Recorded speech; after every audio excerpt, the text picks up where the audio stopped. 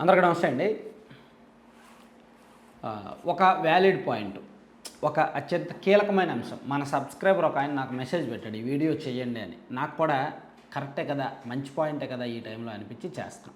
అదేంటంటే కేసీఆర్ గారు గతంలో ఎలా, కేసీఆర్ ప్లస్ జగన్ కాంబినేషన్ ఎలా వర్కౌట్ అయింది, రేవంత్ రెడ్డి ప్లస్ చంద్రబాబు గారి కాంబినేషన్ ఎక్కడ ఫెయిల్ అవుతుంది, అసలు ఏం జరుగుతోంది, తెలంగాణ ప్రభుత్వ సహకారం, రేవంత్ రెడ్డి గారి సహకారం టీడీపీకి ఎంత మేరకు ఉంది, ఇవన్నీ కూడా మాట్లాడాల్సిన అంశాలు, చాలా కీలకమైన అంశాలు. ఎందుకంటే 2019 ఎన్నికలకు ముందు ఏం జరిగాయి అనేది చాలా సింపుల్గా ఒకసారి గుర్తు చేసుకుందాం. 2018 డిసెంబర్లో, నవంబర్లో తెలంగాణ ఎన్నికలు జరిగాయి.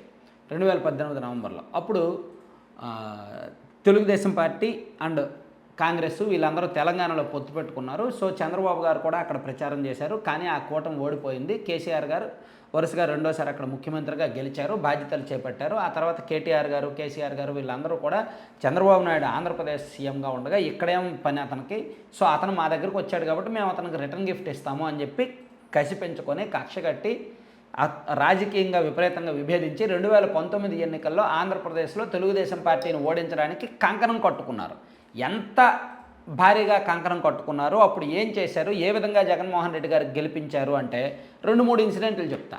ఒకటో ఇన్సిడెంట్, డేటా చోరీ జరిగిపోతుంది ఆంధ్రప్రదేశ్లో డేటా ఉంది, ప్రజల డేటా ఉంది. ఆ డేటా అంతా వీళ్ళు చోరీ చేసి ఒక చోట బ్యాంక్గా ఒక ఆఫీస్లో నిల్వ చేస్తున్నారు అని చెప్పి ఒక పుకారును రేపి సాక్షిలో విపరీతంగా వార్తలు రాసి వైఎస్ఆర్ కాంగ్రెస్ పార్టీ వాళ్ళు ఢిల్లీ వరకు వెళ్ళి కంప్లైంట్ చేసి చాలా రచ్చ చేసి ఒక పెద్ద ప్రాపగండా క్రియేట్ చేసి విపరీతంగా ప్రచారం చేసి తెలంగాణలో హైదరాబాద్లో తెలుగు వన్ అనే ఆఫీస్ ఉంటే వాళ్ళ దగ్గరికి వెళ్ళి ఇదిగో వీళ్ళ ఆఫీస్లోనే డేటా ఉంది, ఆంధ్రప్రదేశ్ ప్రజల డేటా ఉందని చెప్పి అక్కడికి తెలంగాణ పోలీసులు వెళ్ళి ఆ ఆఫీస్ మీద రైడ్స్ చేశారు. తెలంగాణ రాష్ట్ర పోలీసులు తెలుగుదేశం పార్టీకి సంబంధించి డేటా ఉంది అనే ఆరోపణలు ఎదుర్కొంటున్న చోట అక్కడికి వెళ్ళి రైడ్ చేశారు. Point number 1. రెండోది, అంటే ఆ విధంగా కేసీఆర్ గారి ప్రభుత్వం టీడీపీకి వ్యతిరేకంగా అక్కడ పనిచేసి జగన్మోహన్ రెడ్డి గారికి సహకరించారు. పాయింట్ నెంబర్ 1 మాత్రమే. ఇంకోటి ఉంది, తెలంగాణలో ఆంధ్రప్రదేశ్లో టీడీపీలో కానీ వైసీపీలో కానీ ఉన్న చాలామంది నాయకుల యొక్క ఆస్తులు, విలువైన వ్యాపారాలు, ఆర్థిక మూలాలు, ఆర్థిక లావాదేవీలు, వ్యక్తిగత వ్యవహారాలు అన్నీ కూడా తెలంగాణలో హైదరాబాద్తో ముడిపడి ఉన్నవి ఎక్కువ ఉన్నాయి.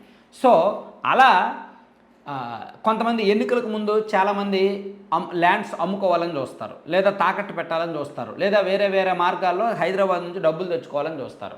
ఆ క్రమంలో తెలుగుదేశం పార్టీకి చెందిన చాలామంది నాయకుల యొక్క స్థలాలు అమ్ముడుపోకుండా ఎవరైనా కొనడానికి వెళ్తే వాళ్ళని బెదిరించి వాళ్ళ మీద నిఘా పెట్టి తెలుగుదేశం పార్టీకి ఆర్థిక మూలాలు దక్కకుండా, ఆర్థిక అవసరాలు తీరకుండా చాలామందిని కంట్రోల్ చేయగలిగారు. అందుకే మురళీమోహన్ లాంటి వ్యక్తి డబ్బులు ఉన్నప్పటికీ 2019 ఎన్నికల్లో మురళీమోహన్ గారితో సహా చాలామంది టీడీపీ నాయకులకు డబ్బులు ఉన్నాయి, హైదరాబాద్లో ఉన్నాయి. దాన్ని ఇక్కడికి తెచ్చుకోవడానికి కష్టమైంది. విపరీతమైన నిఘా పెట్టారు పోలీసులు, విపరీతంగా చాలా టైట్ చేశారు. సో అందుకే 2019లో టీడీపీ గెలవాల్సిన స్థానాలు కూడా కొన్ని గెలవలేకపోయింది. డబ్బులు ఒక 2-3% ఓటింగ్ని దెబ్బేసాయి. చాలా నియోజకవర్గాల్లో ఆ దెబ్బ పడింది. ఇది మరో కారణం. అలాగే ఇంకా కొన్ని కారణాలు ఉన్నాయి. ఈ రెండిటితో పాటు మీకు గుర్తుండే ఉంటుంది, వల్లభనేని వంశీ గారు 2019 ఎన్నికలకు ముందు ఒక వివాదంలో ఉన్నారు. ఆయనకు సంబంధించిన స్థలం హైదరాబాద్లో ఉంటే అతన్ని పార్టీ మారమని ఒత్తిడి చేస్తున్నారని, పార్టీ మారకపోతే స్థలాన్ని వివాదాస్పదం చేస్తామని, అమ్మకుండా చేస్తామని, అదని ఇదని అతని మీద ఒత్తిడి తీసుకొచ్చారని అప్పట్లో అతనే ఆరోపణలు చేశారు. 2019 ఎన్నికలకు ముందు ఘటన చెప్తున్నా. అంటే టీఆర్ఎస్ అంతగా ఇన్వాల్వ్ అయింది, తెలుగుదేశం పార్టీని వ్యవస్థీకృతంగా దెబ్బతీసింది, రకరకాల ప్రాపగండా అంశాలతో దెబ్బతీసింది, ఆర్థిక మూలాల మీద దెబ్బతీసింది, అభ్యర్థుల వ్యక్తిగత వ్యవహారాల మీద నిఘా పెట్టింది, అన్నీ చేసింది అప్పట్లో కేసీఆర్ గారి ప్రభుత్వం. అలా చేయడం ద్వారా ఆంధ్రప్రదేశ్లో జగన్మోహన్ రెడ్డి గారికి ప్రత్యక్షంగానో పరోక్షంగానో కేసీఆర్ గారు సహకరించారు. పైగా జగన్మోహన్ రెడ్డి గారికి ఫైనాన్షియల్ సహకారం కూడా గత ఎన్నికల్లో కేసీఆర్ గారు చేశారని అంటారు. మరి ఎంతవరకు వాస్తవమో తెలియదు. అది పక్కన పెడితే ఇప్పుడు వద్దాం. అంటే కేసీఆర్ గారు అంతగా హెల్ప్ చేశారు. ఇప్పుడు కేసీఆర్ గారికి జగన్మోహన్ రెడ్డి గారికి ఆ బాండింగ్ ఎలా ఉంది అనేది ఇప్పుడు అప్రస్తుతం, చెప్పాల్సిన అవసరం లేదు. ఎందుకంటే అక్కడ ఆయన అధికారంలో లేడు కాబట్టి. ఇప్పుడు అక్కడ అధికారంలో ఉన్నది రేవంత్ రెడ్డి గారు. రేవంత్ రెడ్డి గారు అంటే చంద్రబాబు నాయుడు గారి రాజకీయ శిష్యుడు, చంద్రబాబు నాయుడు గారికి ఒకప్పుడు అనుచరుడు, అభిమాని. 2018లో చంద్రబాబు గారు, రేవంత్ రెడ్డి గారు అందరూ కూడా కాంగ్రెస్లోనే ఉండి పనిచేశారు, ప్రచారం చేశారు. రేవంత్ రెడ్డి గారు కాంగ్రెస్లో ఉన్నారు, చంద్రబాబు గారు కూడా వాళ్ళతో పొత్తు పెట్టుకొని తిరిగారు. కాబట్టి చంద్రబాబు గారు ఎలాగైతే బాధితుడో 2019లో కేసీఆర్ ప్రభుత్వం వచ్చాక రేవంత్ రెడ్డి కూడా బాధితుడుగానే మిగిలిపోయారు. సో ఇప్పుడు రేవంత్ రెడ్డి గారు సీఎం అయ్యారు. మరి ఇప్పుడు ఆయన చేయాలంటే చాలా చేయొచ్చు. ఉదాహరణకి మన రాష్ట్రంలో వాలంటీర్లు ఉన్నారు. వాలంటీర్లు ప్రజల యొక్క వ్యక్తిగత డేటా సేకరిస్తున్నారు అనే ఒక ఆరోపణ ఉంది. ఆ డేటాను మొత్తం సేకరించి హైదరాబాద్లో సఫిల్గూడ ప్రాంతంలో ఉన్న ఒక ఆఫీస్లో స్టోర్ చేస్తున్నారు. అది వాలంటీర్లకి అలాగే గ్రామ సచివాలయ సిబ్బందికి సంబంధించి మొత్తం వ్యవహారం అంతా అక్కడ జరుగుతోంది. వాలంటీర్లలో కూడా కొంతమంది 3-4 ప్రతి నెలకు అక్కడికి వెళ్ళి వస్తుంటారు. ఒక డేటా ఇక్కడికి అక్కడికి ట్రాన్స్ఫర్ జరుగుతుంది. ఒక్కోసారి ఆన్లైన్లో జరగకూడదు అనేది ఆఫ్లైన్లో చేయిస్తున్నారు అని పవన్ కళ్యాణ్ గారు ఆరోపించారు. అక్కడ ఒక పెద్ద మేనేజ్మెంట్ సిస్టమ్ ఉంది అని చెప్పారు హైదరాబాద్లో. మరి రేవంత్ రెడ్డి గారు సీఎం అయిన తర్వాత నిజంగా వాళ్ళ మీద ఫోకస్ పెట్టొచ్చుగా. హైదరాబాద్లో ఎక్కడెక్కడ వైఎస్ఆర్ కాంగ్రెస్ పార్టీకి సంబంధించిన వ్యవహారాలు జరుగుతున్నాయో వాళ్ళ మీద ఫోకస్ పెట్టారా? 2019 ఎన్నికలకు ముందు కేసీఆర్ గారి ప్రభుత్వం పోలీసులు పనిచేసినంతగా ఇప్పుడు రేవంత్ రెడ్డి గారి ప్రభుత్వం పోలీసులు పనిచేయట్లేదుగా. వైఎస్ఆర్ కాంగ్రెస్ పార్టీకి వ్యతిరేకంగా అక్కడ వైసీపీ నాయకుల మీదకు వెళ్ళట్లేదుగా. వైసీపీ నాయకుల ఆస్తుల మీద దెబ్బ పడట్లేదుగా. పడరు.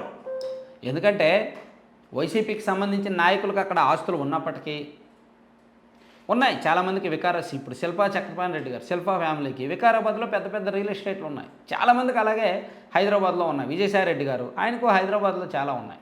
ఇలా వైసీపీకి చెందిన నాయకులకు చాలామందికి ఉన్నాయి. మరి వాళ్ళ మీద ఫోకస్ చేయాలంటే చేయొచ్చు, కానీ చేయట్లేదు. నెగిటివ్గా వెళ్ళట్లేదు, అలాగని పాజిటివ్గా రావట్లేదు. గతంలో కేసీఆర్ గారు చేసిన కక్ష సాధింపులు, టార్గెట్ చేయడాలు ఇప్పుడు రేవంత్ రెడ్డి గారు చేయట్లా.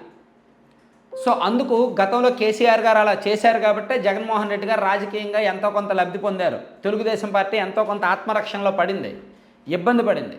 కానీ ఇప్పుడు రేవంత్ రెడ్డి గారు అలా చేయట్లా. ఎటువంటి తన అధికారాన్ని వాడుకొని ఏ రకంగా కూడా టీడీపీకి ఉపయోగపడేలాగా, వైసీపీకి డ్యామేజ్ జరిగేలాగా ఏమీ చేయట్లా. సో అందుకని రేవంత్ రెడ్డి గారు టీడీపీకి ఉపయోగపడట్లేదు, చంద్రబాబు గారికి ఉపయోగపడట్లేదని మీరు అందరూ అనుకుంటున్నారు. రేవంత్ రెడ్డి గారు ఎందుకు చేయరు? ఆయన ఎంతైనా ఒక కాంగ్రెస్ పార్టీ ముఖ్యమంత్రి కదా. ఆయన ఎంతైనా బీజేపీకి వ్యతిరేక పక్షమైన ముఖ్యమంత్రి కదా. ప్లస్ ఇక్కడ చంద్రబాబు గారు బీజేపీతో పొత్తు పెట్టుకొని పొత్తులో ఉన్నారు కదా.